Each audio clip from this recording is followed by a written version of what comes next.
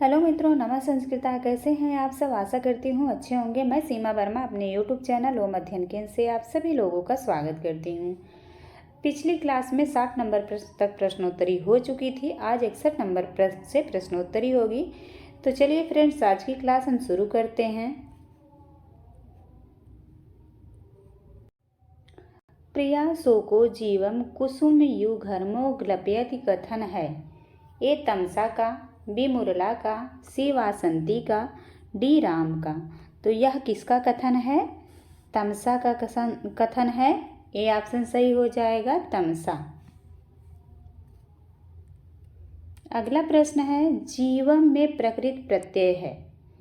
ए जीव धन कृप प्रत्यय, बी है जीव धन अप्रत्यय, सी है जीव धन अच प्रत्यय, डी है जीव धन घय प्रत्यय। तो यहाँ पे कौन सा सही हो जाएगा? जीव धन घय प्रत्यय, डी ऑप्शन सही हो जाएगा। जीवम में घय प्रत्यय है। अगला प्रश्न है, भवभूति ने उत्तर रामचरितम में कितने अलंकारों का प्रयोग किया है? ए 19, बी 24, सी 20, डी 38। तो कितने अलंकारों का प्रयोग किया है? 38 अलंकारों का। भवभूति ने उत्तर रामचरितम में 38 अलंकारों का प्रयोग किया है। डी ऑप्शन सही हो जाएगा। अगला प्रश्न है, निम्नलिखित पंक्तियों में से भर्तृहरि से संबंधित पंक्ति नहीं है। यहाँ पे नहीं है पूछा गया है। ए नमः शांताय तेज से, बी त्रयीमयाय त्रिगुणात्मने नमः, सी है भोगा न भुक्ता वयमेव भुक्ता, सी है अनादि निधनम ब्रह्म। तो कौन सा ऑप्शन सही हो जाएगा? यहाँ पे बी ऑप्शन सही हो जाएगा। यही नहीं है, बाकी और सभी हैं।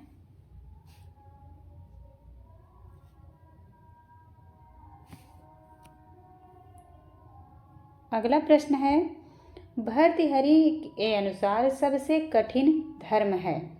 ए सनातन धर्म, बी बौद्ध धर्म, सी साधु धर्म, डी है सेवा धर्म। तो भर्तृहरि के अनुसार सबसे कठिन धर्म कौन सा है? सेवा धर्म, डी ऑप्शन सही हो जाएगा। सेवा धर्म सबसे कठिन धर्म माना गया है। अगला प्रश्न है, क्या करने से व्यक्ति दुख का अनुभव नहीं करता है? ए विश्राम करने से, बी सत्य बोलने से, सी अहिंसा करने से, और डी उद्यम करने से। तो यहाँ पे कौन सा ऑप्शन सही हो जाएगा? उद्यम करने से, डी ऑप्शन सही हो जाएगा। उद्यम करने से।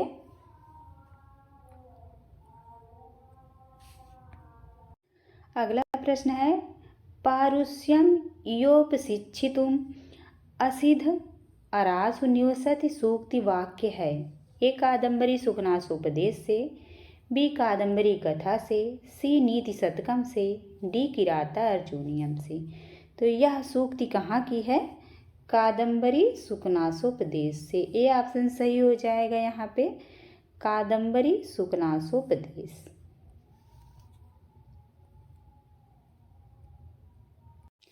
अगला प्रश्न है, अकाल कुसुम प्रसवायो मनोहराकृत्यो अपि विनाश हेतवः। सूक्ति वाक्य से संबंधित कवि हैं। ए भर्तृहरि, बी भारवी, सी बाणभट्ट, डी कालिदास। तो यहाँ पे कौन सा ऑप्शन सही हो जाएगा? बाणभट्ट, सी ऑप्शन सही हो जाएगा। यह कहाँ की सूक्ति है? तो कादम्बरी सुखनासोपदेश की सूक्ति है यह। अगला प्रश्न है, तृष्णा रूपी विशलता को संवर्धित करने के लिए लक्ष्मी क्या है? ए समुद्र, बी विलासशय्या, सी व्याधगीति, डी जलधारा। तो क्या है? जलधारा, डी ऑप्शन सही हो जाएगा यहाँ पे, जलधारा।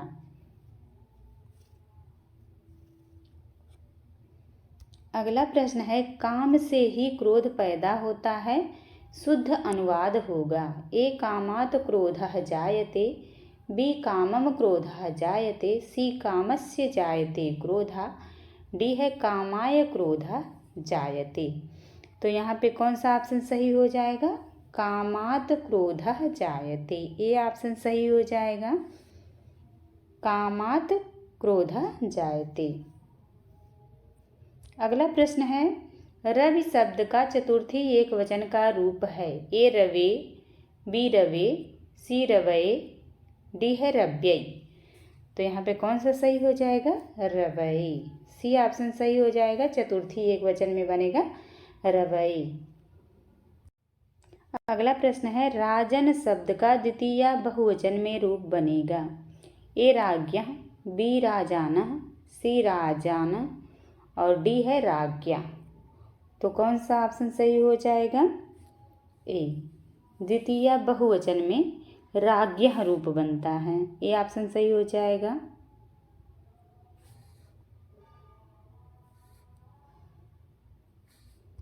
अगला प्रश्न है, पति समास एवं सूत्र से कौन सी संज्ञा होती है। ए नदी संज्ञा, बी घी संज्ञा, सी पद संज्ञा, डी समास संज्ञा। तो कौन सी संज्ञा होती है, घी संज्ञा। बी ऑप्शन सही हो जाएगा यहाँ पे, घी संज्ञा।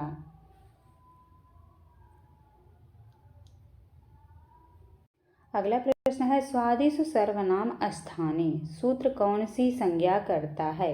ए निपात संज्ञा, बी सर्वनाम संज्ञा, सी पद संज्ञा, डी विभक्ति संज्ञा। तो यहाँ पे कौन सा ऑप्शन सही हो जाएगा, पद संज्ञा। सी ऑप्शन सही हो जाएगा, पद संज्ञा। अगला प्रश्न है, तंडुलान ओदनम पचति में प्रधान कर्म है। ए तंडुलान, बी ओदनम, सी दोनों, डी पचति। तो यहाँ पे कौन सा ऑप्शन सही होगा, ओदनम। बी ऑप्शन सही हो जाएगा, ओदनम।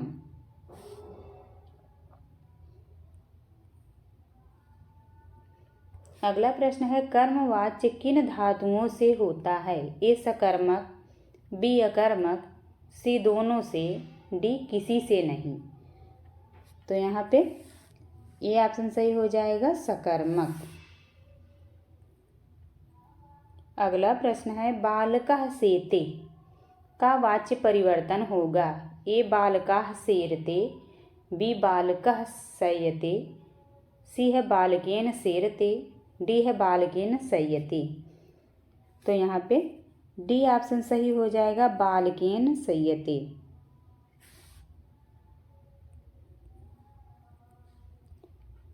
अगला प्रश्न है, झयो अंतरस्याम सूत्र विकल्प से करता है। ए पूर्व सवर्ण, बी पर सवर्ण, सी पर रूप, डी वृद्धि। तो क्या करता है, पूर्व सवर्ण। ए ऑप्शन सही हो जाएगा, पूर्व सवर्ण करता है। अगला प्रश्न है, आस धातु लट लकार प्रथम पुरुष द्विवचन का रूप है। ए आसते, बी आस्ते, सी आसाते, डी है असाते। तो यहाँ पे कौन सा सही हो जाएगा, आसाते। सी ऑप्शन सही हो जाएगा, यहाँ पे आसाते बनेगा। अगला प्रश्न है, ऐ का ह्रस्व स्वर कौन है। ए है ए, बी है ई, सी है उ, डी है इनमें से कोई नहीं। तो कौन सा सही हो जाएगा, डी, इनमें से कोई नहीं, क्योंकि यह ह्रस्व स्वर नहीं है, यह दीर्घ स्वर है।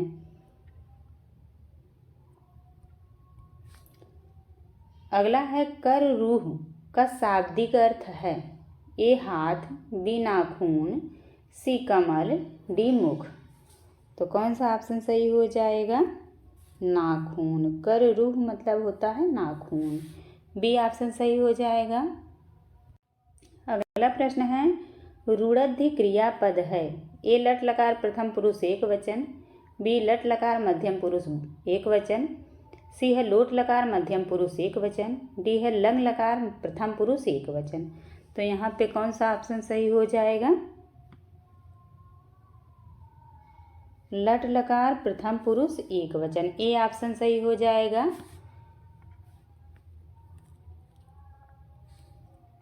अगला प्रश्न है, देवताओं की स्त्रियों का दर्पण किसे कहा गया है। ए हिमालय पर्वत, बी कैलाश पर्वत, सी आम्रकूट पर्वत, डी है रामगिरी पर्वत।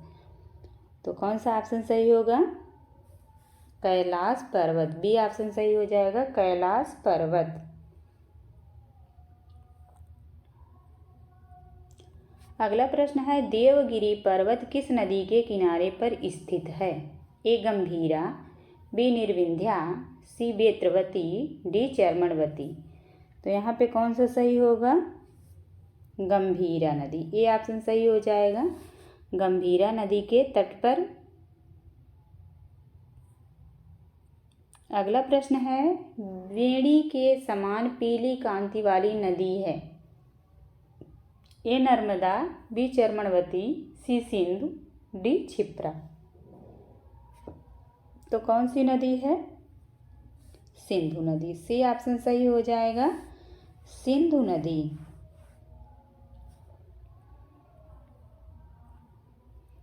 अगला प्रश्न है, गंधवती नदी किस क्षेत्र प्रदेश में बहती है?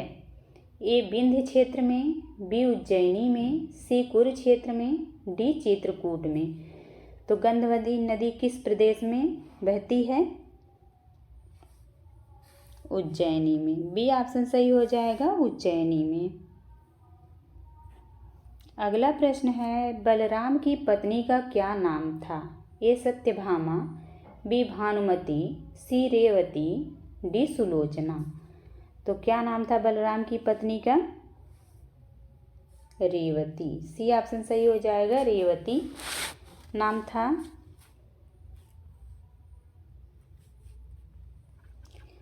अगला प्रश्न है, घनाह मतलब बादल में प्रकृत प्रत्यय है? ए घन धन अप, बी घन धन टाप, सी है हन धन घय, डी है हन धन अप। तो कौन सा ऑप्शन सही हो जाएगा यहाँ पे? हन धन अप। डी ऑप्शन सही हो जाएगा, हन धन अप।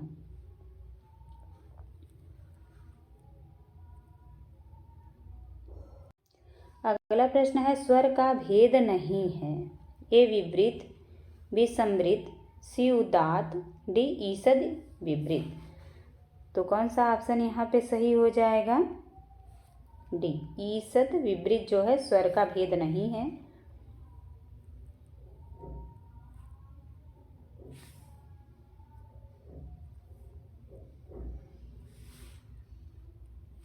अगला प्रश्न है, दानीयः विप्रः। यहाँ विप्र पद में संप्रदान होने पर भी चतुर्थी क्यों नहीं हुई है? ए है क्योंकि विप्र पद में चतुर्थी होती ही नहीं है, बी क्योंकि संप्रदान अनियर प्रत्यय से युक्त है, सी है क्योंकि विप्र पद में प्रातिपदिकार्थ मात्र से प्रथमा हुई है, डी है क्योंकि विप्र दान लेता ही नहीं है। तो यहाँ पे कौन सा ऑप्शन सही हो जाएगा? बी, क्योंकि संप्रदान अनियर प्रत्यय से युक्त है इसलिए जो है नहीं हुआ है चतुर्थी। बी ऑप्शन सही हो जाएगा। अगला प्रश्न है, किसकी कर्म प्रवचनीय संज्ञा होती है? ए अनु उप प्रति परि, बी है अभि अधि सु अति, सी है अपि अप आंग, डी उपर्युक्त सभी का। तो यहाँ पे कौन सा ऑप्शन सही हो जाएगा? उपर्युक्त सभी का। डी ऑप्शन सही हो जाएगा, उपर्युक्त सभी का। अगला प्रश्न है, नक्षत्रे चा लुपि सूत्र से किस विभक्ति का विधान होता है? ए तृतीया, बी सप्तमी, सी दोनों, डी इनमें से कोई नहीं। तो यहाँ पे सी ऑप्शन सही हो जाएगा, दोनों। तृतीया और सप्तमी दोनों होता है। अगला प्रश्न है, शुद्ध वाक्य का चयन कीजिए। ए अध्ययनस् हेतु काश्याम तिष्ठति, बी अध्ययनम हेतोः काश्याम तिष्ठति, सी है अध्ययनस्य हेतुः काश्याम तिष्ठति, डी है अध्ययनम हेतु काश्याम तिष्ठति। तो कौन सा ऑप्शन सही हो जाएगा यहाँ पे? सी, अध्ययनस्य हेतोः काश्याम तिष्ठति।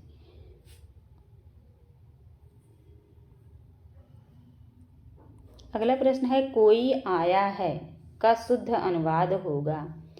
ए किमपि आगतः अस्ति, बी है कापि आगता अस्ति, सी है कोपि आगतः अस्ति, डी है सभी शुद्ध हैं। तो यहाँ पे कौन सा ऑप्शन सही हो जाएगा? कोऽपि आगतः अस्ति, सी ऑप्शन सही हो जाएगा यहाँ पे।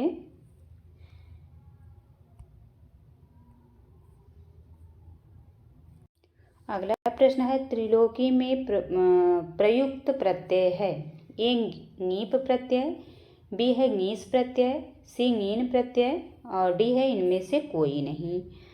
तो यहाँ पे ए ऑप्शन सही हो जाएगा, त्रिलोकी में ङीप प्रत्यय है। अगला प्रश्न है किशोरी, नर्तकी और गोपी में क्रमशः प्रत्यय हैं। ए ङीप ङीस ङीन, बी है ङीप ङीन ङीस, सी है ङीन ङीप और ङीस, डी है ङीप ङीस ङीस। तो यहाँ पे कौन सा ऑप्शन सही हो जाएगा? डी ऑप्शन सही हो जाएगा। किशोरी में ङीप प्रत्यय, नर्तकी में ङीस प्रत्यय और गोपी में भी ङीस प्रत्यय होगा। डी ऑप्शन सही हो जाएगा। अगला प्रश्न है कतिपय शब्द के योग में कौन सी विभक्ति होती है? ए तृतीया, बी चतुर्थी, सी पंचमी, डी सप्तमी। तो कौन सी विभक्ति होती है? पंचमी विभक्ति, सी ऑप्शन सही हो जाएगा, पंचमी विभक्ति। अगला प्रश्न है नहीं नहीं हिरण्यमयी सीता प्रतिकृति का वक्ता है। ए आत्रेयी, बी वासंती, सी राम, डी तमसा। तो यहाँ पे कौन सा सही हो जाएगा? राम, सी ऑप्शन है राम। अगला प्रश्न है वज्रादपि कठोराणि मृदूनि कुसुमादपि सूक्ति वाक्य उत्तर रामचरितम के किस अंक में है? ए प्रथम अंक में, बी द्वितीय अंक में, सी तृतीय अंक में, डी पंचम अंक में। तो यह किस अंक में है? द्वितीय अंक में, बी ऑप्शन सही हो जाएगा, दूसरे अंक में है यह। अगला प्रश्न है सीता के पवित्रता की घोषणा कौन करता है? ए अरुंधति, बी वाल्मीकि, सी पृथ्वी, डी गंगा। तो कौन करता है? अरुंधति, ए ऑप्शन सही हो जाएगा, अरुंधति करती हैं। अगला प्रश्न है संस्कर्ता का विच्छेद होगा। ए समधन कर्ता, बी समधन कर्ता, सी है समधन कर्ता, डी है समधन कर्ता। तो यहाँ पे बी ऑप्शन सही हो जाएगा, समधन कर्ता। अगला प्रश्न है लक्ष्मी सज्जन व्यक्ति को किसके समान नहीं देखती हैं? ए दुःस्वप्न के समान, बी पापी के समान, सी अपशकुन के समान, डी अपवित्र के समान नहीं देखती हैं। तो कौन सा ऑप्शन सही हो जाएगा? अपशकुन के समान सज्जन व्यक्ति को नहीं देखती हैं, सी ऑप्शन सही हो जाएगा। अगला प्रश्न है तोय राशि संभवापि तृष्णाम संवर्धयति पंक्ति में अलंकार है। ए अर्थांतरन्यास अलंकार, बी उत्प्रेक्षा अलंकार, सी रूपक अलंकार, डी विरोधाभास अलंकार। तो यहाँ पे डी ऑप्शन सही हो जाएगा, विरोधाभास अलंकार है, डी सही होगा। अगला प्रश्न है शब्द ब्रह्मविदः कवेः परिणतां प्राज्ञस्य वाणीम् इमाम। यहाँ प्रयुक्त कवेः से तात्पर्य है ए भवभूति, बी वाल्मीकि, सी कालिदास, डी बाणभट्ट। तो यहाँ पे ए ऑप्शन सही हो जाएगा, भवभूत के लिए आया है, ए ऑप्शन सही होगा। अगला प्रश्न है उत्तर रामचरितम के भरत वाक्य में छंद है। ए वसंतिल का, बी शिखरणी, सी अनुष्ठुप, डी है शार्दुल विक्रीडित। तो यहाँ पे डी ऑप्शन सही हो जाएगा, शार्दुल विक्रीडित, डी ऑप्शन सही होगा।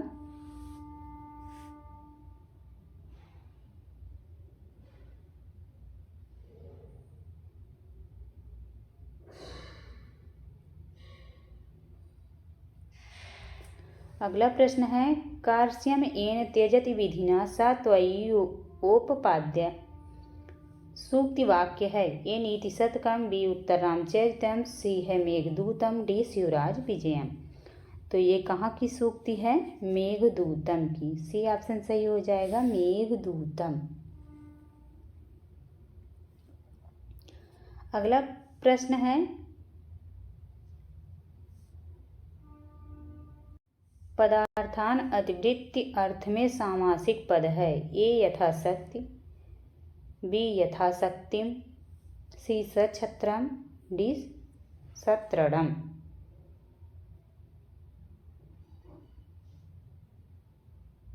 तो यहाँ पे ए ऑप्शन सही हो जाएगा, यथाशक्ति। अगला प्रश्न है, अभ्र शब्द किस लिंग में प्रयुक्त होता है?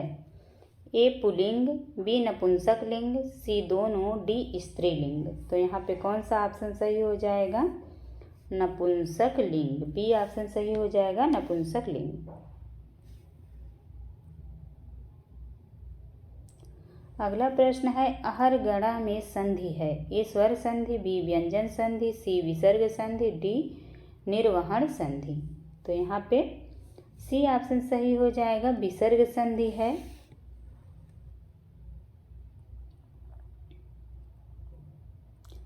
अगला प्रश्न है, अभिज्ञान शाकुंतलम के सर्वश्रेष्ठ टीकाकार माने जाते हैं। ए राघव भट्ट, बी महीम भट्ट, सी नारायण भट्ट, डी भट्टोद भट्ट। तो यहाँ पे ये ऑप्शन सही हो जाएगा, राघव भट्ट। ये ऑप्शन सही होगा, राघव भट्ट।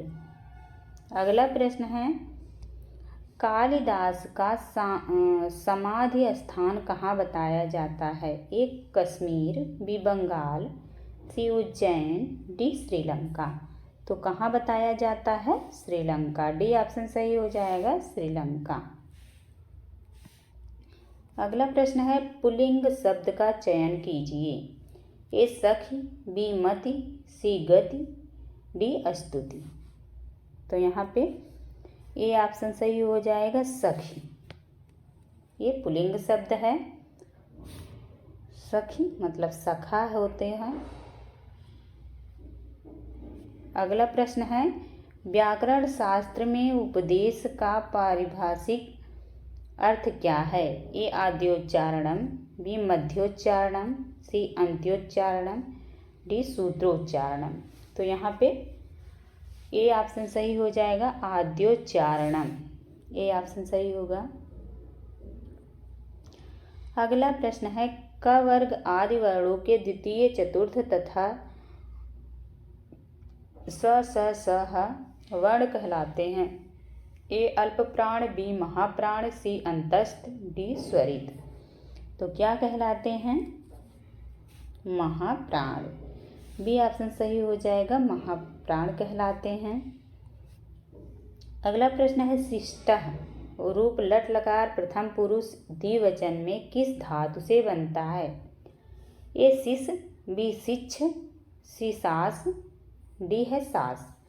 तो यहाँ पे सी ऑप्शन सही हो जाएगा, सास धातु से बनता है। अगला प्रश्न है, संधि कहाँ आवश्यक नहीं मानी जाती है? ए एक पद में, बी धातु उपसर्ग में, सी समास में, डी वाक्य में। तो यहाँ पे डी ऑप्शन सही हो जाएगा, वाक्य में आवश्यक नहीं मानी जाती है, बाकी एक पद में और धातु उपसर्ग में, समास में संधि आवश्यक मानी जाती है। अगला प्रश्न है, आशीर्वाद के लिए संस्कृत में कौन सा शब्द है? ए आशीष, बी आशीष, सी है आशीष और डी है आशीष। तो यहाँ पे बी ऑप्शन सही हो जाएगा, आशीष। अगला प्रश्न है, नामलिंगानुशासनम किसका ग्रंथ है? ए पाणिनि, बी पतंजलि, सी अमर सिंह, डी ब्याडी। तो यह किसका ग्रंथ है? अमर सिंह का। सी ऑप्शन सही हो जाएगा, अमर सिंह। अगला प्रश्न है, हत विधि परिपाकः केन वा लंघनीयः सूक्ति है। ए नीति शतकम का, बी मेघदूतम का, सी उत्तर रामचरितम का, डी सुकनासोपदेश का। तो यहाँ पे कौन सा ऑप्शन सही हो जाएगा? ए नीति शतकम का।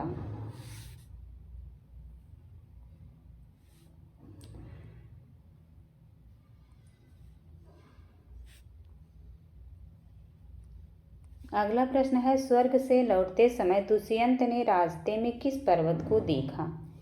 ए हिमालय पर्वत को, बी इंद्रकील पर्वत को, सी आम्रकूट पर्वत को, डी हेमकूट पर्वत को। तो क्या देखे थे? हेमकूट पर्वत को। डी ऑप्शन सही हो जाएगा। जहाँ पे शकुंतला रहती थी, हेमकूट पर्वत। अगला प्रश्न है, उत्तर रामचरितम में चित्रवीथी की रचना किस चित्रकार ने की थी? ए चित्रांग ने, बी चित्रगुप्त ने, सी मित्रगुप्त ने, डी अर्जुन ने। तो किसने की थी? अर्जुन ने। डी ऑप्शन सही हो जाएगा, अर्जुन ने। अगला प्रश्न है, अपने लिए कविराज शब्द का प्रयोग किस कवि ने किया है?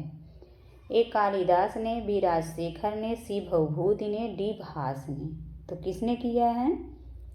राजशेखर ने। बी ऑप्शन सही हो जाएगा, राजशेखर। अगला प्रश्न है, अष्टाविंशति शब्द का क्या अर्थ है? ए 18, बी 38, सी 28, डी 48। तो अष्टाविंशति, अष्टा मतलब 8, विंशति मतलब 20। तो कौन सा ऑप्शन सही हो जाएगा? 28। 20 8 28, सी ऑप्शन सही हो जाएगा। अगला प्रश्न है, विप्र युक्तः में प्रकृत प्रत्यय है। ए विप्र धन युग धनता, वी है वी धन युज धन कत, सी है वी धन प्राधन युज धन इक्तिम, सी है वी धन प्राधन युज धन कत।